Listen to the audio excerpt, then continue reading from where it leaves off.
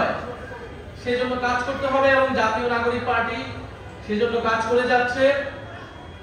এবং আমাদের প্রত্যাশা থাকবে, সরকারের প্রতি আহ্বান থাকবে, সারা বাংলাদেশে যাতে নির্বিঘ্নে নিরাপদে পূজা উদযাপিত হয় সেটার জন্য সকল কাজ যাতে সরকারের পক্ষ থেকে সম্পাদন করা হয়।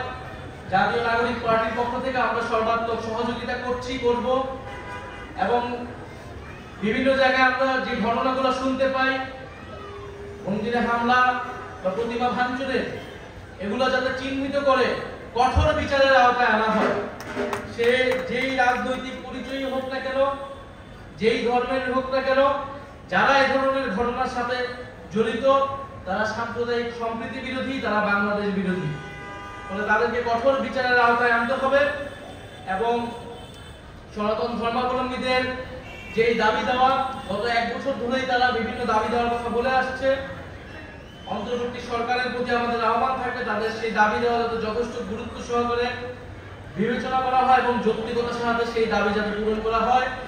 এবং জাতীয় নাগরিক পার্টির পক্ষ থেকেও আমরা বাংলাদেশের সকল সম্প্রদায়ের জন্য, বিশেষত সনাতন ধর্মাবলম্বী মানুষদের যে দাবি দেওয়া রয়েছে সেই দাবি দেওয়া নিয়ে আমরা কাজ করে যাব।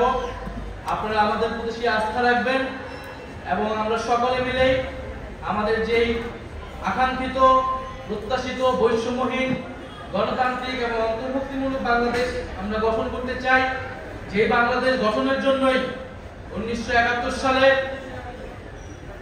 লক্ষ লক্ষ মানুষ জীবন দিয়েছিল, যুদ্ধে গিয়েছিল, যেই বাংলাদেশ গঠনের জন্য 2024 সালে গণ অভ্যুত্থানে আপনারা আমরা সবাই মিলে অংশগ্রহণ করেছিলাম, আমাদের ভাই বোনেরা শহীদ হয়েছিল। আমরা আমাদের সেই ঐতিহাসিক লড়াইগুলোকে ধারণ করে আমরা সামনের বাংলাদেশ গঠন করব। আমরা নতুন সংবিধানের কথা বলছি, গণপরিষদ নির্বাচনের কথা বলছি, কারণ আমরা মনে করি আমাদের সংবিধানে সকল সম্প্রদায়, সকল নাগরিকের যে মানবাধিকার, নাগরিক অধিকার এবং সমান মর্যাদা সেটি নিশ্চিত করা হয়নি। ফলে আমাদের যে সামনের নতুন সংবিধান, সেই সংবিধানে সকলের সমান মর্যাদা, সমান অধিকার নিশ্চিতের মাধ্যমে আমরা অন্তর্ভুক্তিমূলক বাংলাদেশ গঠন করব, আমরা দাঁড়ায় দলদের বাংলাদেশ গঠন করব। সকলকে আবারও জাতীয় নাগরিক পার্টির পক্ষ থেকে সার্বজনীন দুর্গা উৎসবের শুভেচ্ছা জানাচ্ছি। ধন্যবাদ।